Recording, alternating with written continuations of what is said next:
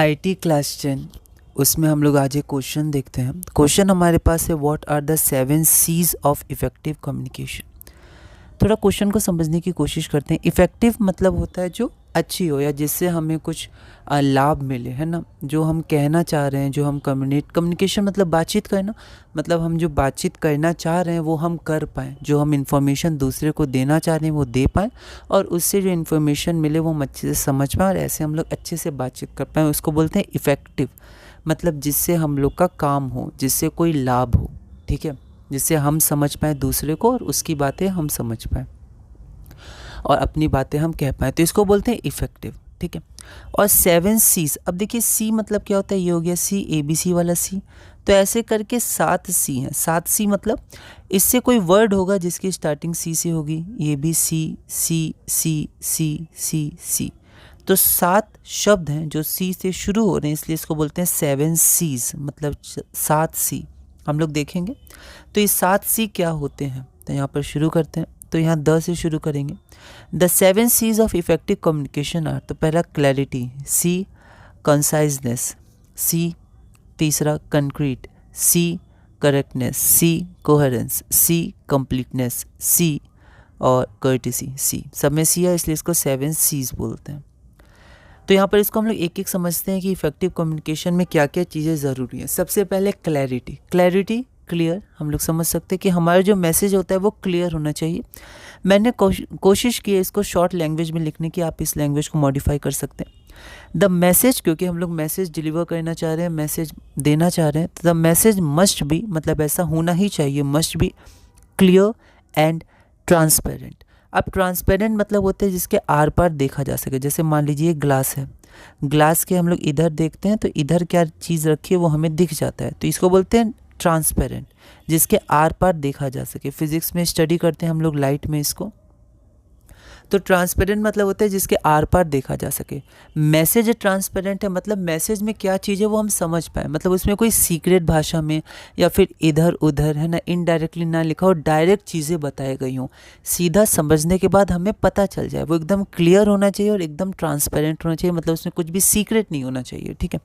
इसको एक और हम लोग लिख सकते हैं ईजी टू अंडरस्टैंड, मतलब वो समझने में आसान होना चाहिए, clear and easy to understand. ये भी एक आपका सिंपल लैंग्वेज हो गया, इजी टू अंडरस्टैंड, ठीक है। आप ट्रांसपेरेंट लिख सकते हैं, ठीक है, दोनों में से कोई। तो यहाँ पर अभी हम लोग ट्रांसपेरेंट के साथ ही आगे बढ़ रहे हैं। मैसेज क्लियर और ट्रांसपेरेंट होना चाहिए।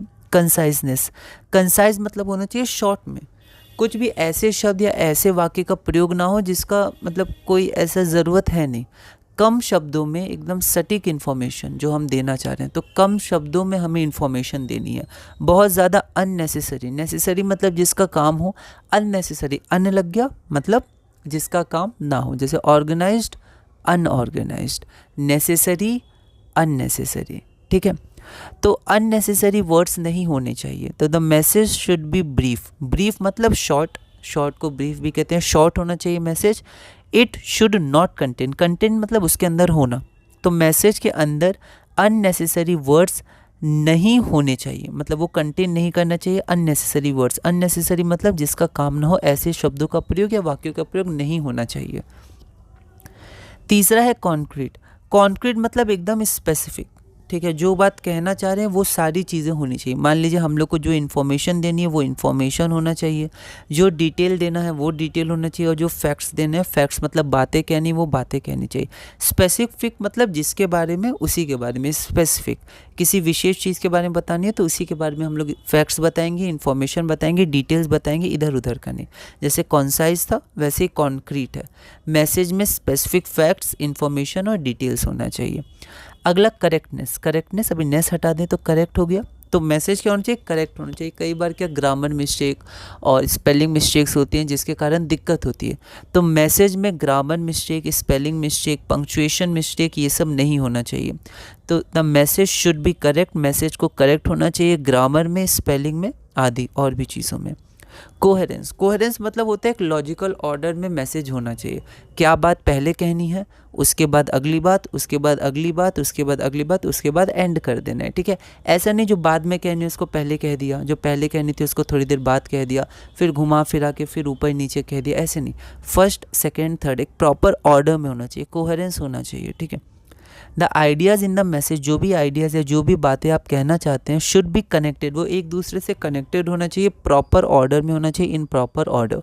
पहली बात, फिर उसके बाद दूसरी बात, फिर तीसरी बात। ओके, उसके बाद एक कंप्लीटनेस, जैसे नेस हटा दीजिए तो क्या आया, कंप्लीट आया। ठीक है, तो ये नाउन हो जाता है नेस लगाने पे, तो हम लोग अभी हटा के समझ पा रहे हैं कंप्लीट होना चाहिए।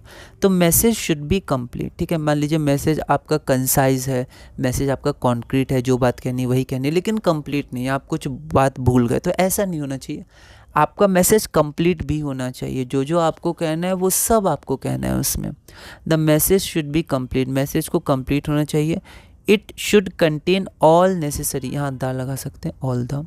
It should contain all the necessary information, necessary है ना, जैसे यहाँ अननेसेसरी आया था जिसका काम ना हो, नेसेसरी मतलब जिसका काम हो, है ना, जो हमें चाहिए, आवश्यक हम कह सकते हैं। तो इट शुड कंटेन, इट मतलब मैसेज, मैसेज कंटेन, कंटेन देखा उसके अंदर होना, तो मैसेज में क्या होना चाहिए, ऑल मतलब सब, नेसेसरी इन्फॉर्मेशन, जो जो इन्फॉर्मेशन आवश्यक है, इंपॉर्टेंट है, वो सारी इन्फॉर्मेशन होनी चाहिए, वो मैसेज कंप्लीट होना चाहिए। और लास्ट हमारा सब सी से शुरू हो रहा है, इसलिए इसको 7 C's बोलते हैं, CS। तो यहाँ पर कर्टिसी, कर्टिसी मतलब होता है पोलाइट होना चाहिए, रेस्पेक्टफुल होना चाहिए, बहुत ही रूड या एंग्री या गुस्से में, या फिर हम लोग ऐसी भाषा में नहीं मैसेज भेजना चाहते जो सामने वाले को जिससे ठेस लगे, बुरा लगे। तो हम लोग को बहुत ही रेस्पेक्टफुल और पोलाइट होना चाहिए मैसेज में, हमेशा सामने वाले की भावनाओं का सम्मान करके वो किस नज़रिए से सोच सकता है उसके हिसाब से, उसके अनुसार हमें मैसेज को लिखना चाहिए। ठीक है, ताकि उसको बुरा ना लगे, हमेशा पोलाइट होना चाहिए। तो कर्टेसी मतलब पोलाइटनेस, सम्मान देकर। द मैसेज शुड बी, देखिए message should be, message should be, ये सब कुछ चीज़ें हैं जो आप ध्यान रख सकते हैं। तो ये इंग्लिश को आप शॉर्ट बना सकते हैं धीरे धीरे।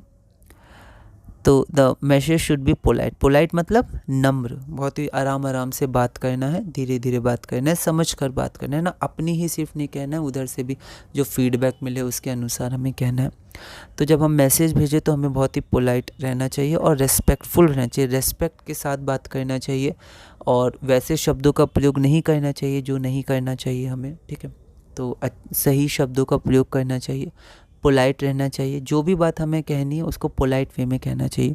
तो the message should be polite and respectful, ये बहुत इंपॉर्टेंट होता है कि हमें कर्टेसी रखनी चाहिए।